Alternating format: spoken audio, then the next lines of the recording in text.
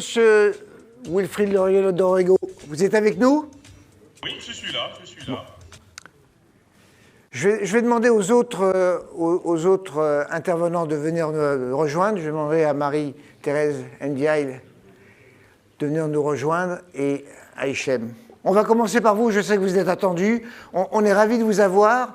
Est-ce que vous pouvez en quelques instants nous expliquer ce qu'est le Conseil présidentiel pour l'Afrique, s'il vous plaît? Alors, le Conseil présidentiel pour l'Afrique a été créé par le président Emmanuel Macron pour embarquer en fait la société civile dans les sujets d'enjeu de la relation entre l'Afrique et la France. Concrètement, la France a toujours eu une relation institutionnelle avec les pays africains.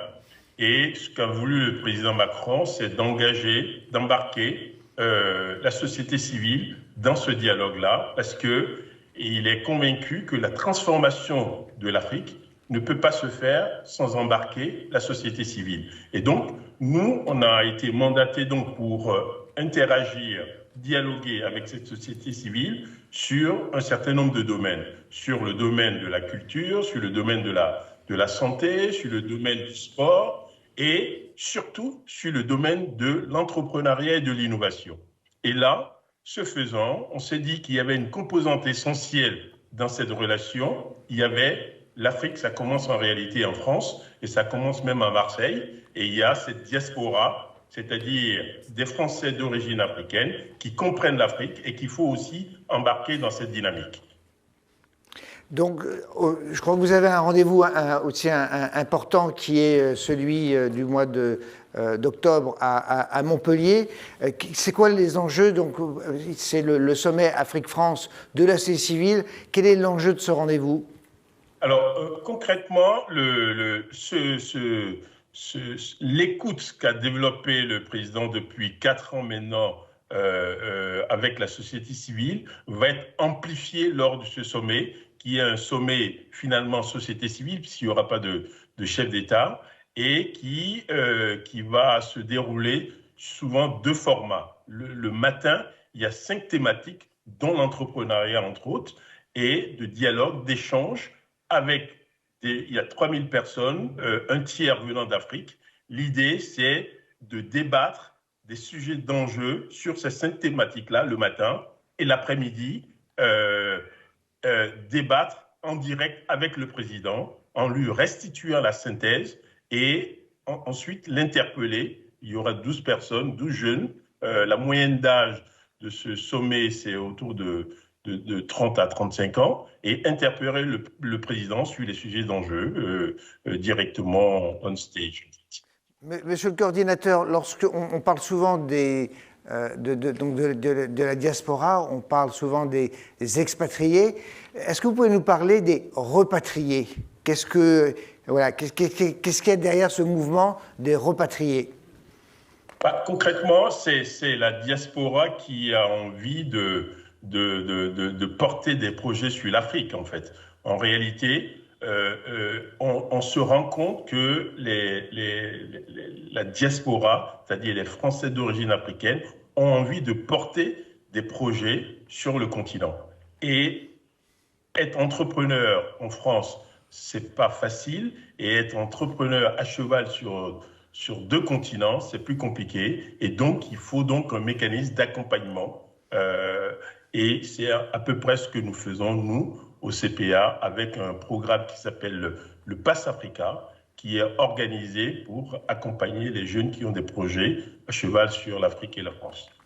Monsieur le coordinateur, quelle place Marseille peut avoir dans cette relation entre donc, ces deux continents et entre autres avec la diaspora? Marseille, c'est d'abord l'histoire, c'est la géographie et la proximité avec le continent.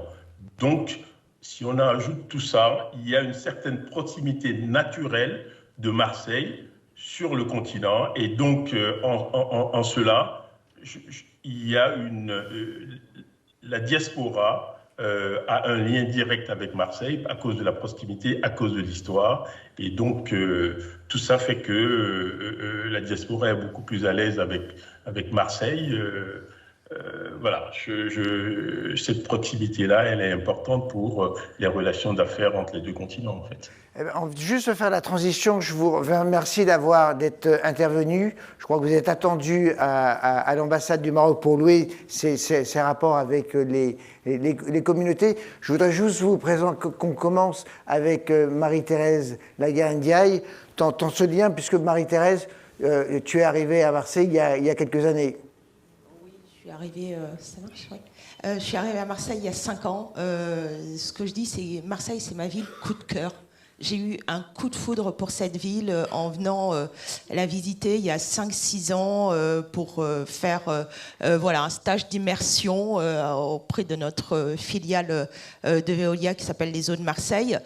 Et j'ai compris, grâce à vous, grâce à des amis du club de l'immobilier, pourquoi cette ville avait cette résonance tellement forte chez moi, où ça me projetait dans ma tête en permanence au Sénégal, sur la corniche, sur le plateau. Et là, vous avez plein de choses qui se passent dans votre cœur.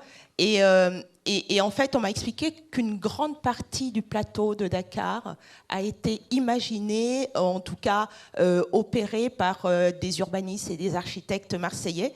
Et donc, c'est pour ça que cette ville me parle autant.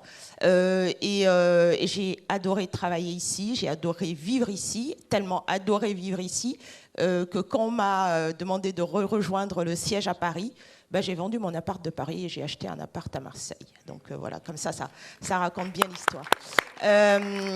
Et en fait, cette diaspora, pour moi, elle a une vraie capacité d'action. Je pense que notre honorable consul général, je suis d'origine sénégalaise, me contredira pas. Vous avez 10% d'un PIB qui vient en fait d'un transfert de flux financiers de cette diaspora et de personnes installées par-delà le monde. Si ce transfert financier se mettait à être un transfert d'investissement. Et les repas dont on parle, moi, qui me fascinent, et on voit même plus la première génération ou la deuxième génération. Moi, je suis une première génération et j'ai une deuxième génération qui est celle de mes filles, qui se projettent tout de suite sur l'Afrique. Moi, j'ai une fille de 23 ans et son rêve, enfin, en tout cas, un de ses objectifs, c'est de dire comment je peux faire pour aller activer du business. Qu'est-ce que je pourrais faire aujourd'hui sur le territoire de mes grands-parents ? Et ça, pour moi, c'est une force pour l'Occident. Ce sont des enfants qui ont grandi avec une connaissance de ce qu'elles sont, de ce qu'est leur fibre, leur ADN africaine. Et en même temps, elles ont une vraie compréhension d'un psychisme occidental. Donc, vous ne leur faites pas à l'envers. Elles sauront bien comprendre ce que vous essayez de leur dire entre les lignes. Mais elles sauront aussi comprendre ce qu'on essaie de leur dire entre les lignes de l'autre côté. Et pour moi, ça, c'est une vraie capacité d'action. Parce qu'on ne se cherche pas. La relation de confiance, à mon sens, se construit du coup beaucoup plus vite. Et donc, voilà. L'Afrique, pour moi, c'est un avenir, c'est un maintenant, c'est un présent, effectivement. C'est un avenir, mais c'est un avenir qui nécessite des choix. Je pense à les Africains, nos dirigeants africains doivent faire probablement comme les Asiatiques, en tout cas l'Asie, et choisir des filières. On a beaucoup parlé d'agriculture. Je pense que l'agriculture est une filière dont l'Afrique doit s'emparer, pas pour faire de l'agriculture comme sous l'ère agraire, mais pour faire de l'agriculture très agritech. Je vois par exemple une très belle pépite de la région qui s'appelle Ombrea, qui pousse des choses autour d'une agriculture qui soit à la fois un combiné d'énergie et d'agriculture. Et pour moi, il y a tout à penser, tout à réfléchir autour de ça. Proposons une agriculture sexy aux jeunes Africains, et je suis sûre qu'ils sauront proposer aussi plein de choses merveilleuses pour assurer une souveraineté alimentaire. Je pense que la souveraineté alimentaire, tout le monde en a parlé, on l'a vécu avec cette pandémie. L'Occident, l'Europe se dit il faut retrouver de la souveraineté sur un tas de domaines. Je pense que trouver des partenariats, elle ne saura pas assurer sa souveraineté sur tout, tout le temps. Donc il faut trouver des partenariats. L'Afrique, c'est un territoire très proche. L'Afrique subsaharienne, encore plus proche. Alors si on peut éviter de faire venir des produits d'Asie et qu'on les fasse venir d'Afrique, ce sera encore mieux. Merci Marie-Thérèse. Merci à vous. Hichem, Marseillais depuis 30 ans. Hichem, vice-président de l'Africa League et membre fondateur. Finalement, tu es arrivé comment ici à Marseille? Ça m'aurait arrangé que tu dis juste Marseillais, parce que depuis plus de 30 ans, ça ne me rajeunit pas, quoi. Donc, tu vois. Et en plus, c'est ce que me disent mes enfants. Moi, je suis arrivé à Marseille. Ce qui est surprenant, c'est que je ne devais pas atterrir à Marseille. Moi, je devais faire mes études 2 ans après le bac à Montpellier. Donc, j'ai posé mes bagages à Montpellier. Je suis arrivé à Marseille. Et je suis tombé amoureux de cette ville, et vraiment. Donc, parce qu'il a fallu que j'aille négocier mon inscription à l'école, puisque j'étais inscrit à Montpellier. Et à la fin de mes études, à l'époque, on appelait ça un stage de fin d'études, on n'appelait pas ça PFE, donc ça remonte aussi à quelques temps. L'entreprise dans laquelle j'étais m'a proposé un job, et je suis resté, tout en me disant, finalement, Hicham, qu'est-ce que tu vas rentrer faire au Maroc? Essaie de prendre une année d'expérience, et tu verras plus tard. Et les choses se sont succédées. J'ai créé ma première entreprise. J'ai travaillé dans une grosse entreprise qui a été rachetée par un grand groupe. Et j'ai recréé une entreprise avec, bien entendu, le siège social à Marseille et une filiale au Maroc. Et je travaille à travers ces 2 sociétés en France, en Europe et dans plusieurs pays africains et au Moyen-Orient. Et si moi, je me sens bien, parce que c'est vrai, merci beaucoup de m'avoir invité avec Denis à participer à cette table ronde, mais je me suis jamais posé la question comment je me vois en tant qu'élément de la diaspora. Et effectivement, parce que quand je suis là, je me sens marseillais. Quand je suis au Maroc, je suis marocain. Mais ce qui est plus surprenant, c'est que mes collaborateurs français, quand ils partent au Maroc, ils parlent avec les collaborateurs de la filiale marocaine le même dialogue, la même compréhension de la chose. Et il y a un côté naturel, effectivement, à cette relation qui prend racine à Marseille et qui se propage en Afrique. Nous, on en est conscients. On est tous conscients qu'effectivement, Marseille a un rôle primordial dans cette relation. Mais moi, ce qui me touche et ce qui me fait vachement plaisir actuellement, c'est que lorsqu'on reçoit des étrangers, moi, quand je reçois des clients étrangers, jusqu'à il y a 3-4 ans, ils voulaient toujours venir à Paris. Maintenant, ils me demandent de venir à Marseille.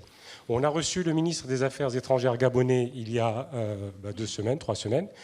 Il m'a dit quand est-ce que je reviens à Marseille. Je les ai vus hier à Paris. Il m'a dit la prochaine réunion de travail économique, on va la faire à Marseille. Et ça, c'est le meilleur symbole pour montrer que Marseille, alors j'aime pas le terme briller parce que tout à l'heure, on a parlé d'humilité, mais en tout cas, il y a des atouts qui sont présents, qui sont réels et qu'il va falloir qu'on fasse rayonner parce que nous sommes quelques-uns à porter haut le drapeau de Marseille. Et parmi ces secteurs qu'on doit porter, là on parle de l'agriculture, on peut parler de la médecine, et ainsi de suite, Marseille a toujours été, pour moi en tout cas, assez riche d'innovation. On ne veut pas le dire, on ne veut pas le montrer, mais on oublie, il y a quelque temps quand même, il y avait un pôle d'immunologie de reconnaissance mondiale. Quand on a travaillé sur la lutte contre le sida, les chercheurs étaient marseillais. On a des leaders mondiaux qui étaient GEM+, ou d'autres, qui ont été quand même meneurs dans le monde de nouvelles technologies. Aujourd'hui, il y a des gros tuyaux de data qui arrivent à Marseille. Il faut espérer, on parlait tout à l'heure aussi de prospective, que dans pas longtemps, des rois de la cybersécurité naissent à Marseille. Donc des pôles technologiques, il y en a. On a parlé aussi dans une table ronde de compétences, ça a ressurgi. Il faut continuer à former nos gars parce qu'on parle de saut technologique en Afrique, c'est vrai. Mais ils ne font pas le saut technologique parce que seulement ils ont besoin de techno. Ils font le saut technologique parce qu'ils arrivent à former des gens adaptés au marché. Moi j'ai rencontré 3 Kenyanes qui étaient juste assez impressionnantes. Elles ont développé de la télémédecine pour l'agriculture. En gros, on peut leur montrer l'aspect de la tomate, et en fonction de l'aspect de la tomate qu'on prend avec une photo et qu'on transmet, elles sont capables de sortir un diagnostic et de donner un traitement à l'agriculteur. Donc, ils ont aussi formé des compétences, et si on arrive à bâtir des relations comme nous faisons là, merci beaucoup Antoine, où il y a énormément d'opérateurs économiques institutionnels qui travaillent ensemble, si on arrive à mêler nos compétences dans tous les secteurs de telle façon à continuer à bâtir ce pont naturel entre Marseille et l'Afrique, je suis sûr que les Africains ne nous diront plus « mais vous les Français, est-ce que vous voulez vraiment travailler avec nous ?»